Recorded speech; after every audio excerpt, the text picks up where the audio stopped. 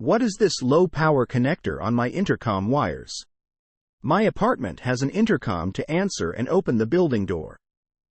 It is quite simple. There is a single circuit for both the voice and the trigger to open the door. The door is opened by short-circuiting the circuit. During this time you obviously cannot talk. The original place of the intercom was right next to the door. This is what I saw at my neighbor's. It has been moved elsewhere by a previous owner. At the place where the old intercom was, there is a junction box with a bunch of open-ended cables and 2 wires that have been patched to move the intercom. What I do not understand is how they have been patched, specifically the something that connects them. The wires do not come out of the connectors when pulling, but I did not try to pull too hard. There is a 10 volts tension between the blue and white wires, in line with the expected voltage for the intercom. My question: what are these connectors?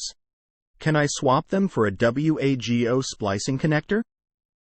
Question from user WOJ at Stack Exchange. Answer: these look like an insulation displacement connector. 3M makes a comparable item they call Scotchlock. Several other connector makers also offer something comparable. The Scotchlock name is semi-genericized in that some tradespeople call all connectors of this style by that name. These are permanent connectors. The conductors are inserted into holes in the housing.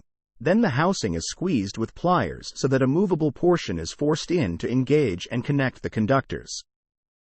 Yes, it looks as if WAGO 221 should do the job equally well. You can confirm whether these are connectors by cutting one off and measuring resistance between the cut leads. On the outside change we both were wrong, and these aren't a connector. Splice the cut wires back together with 2 of your WAGO 221.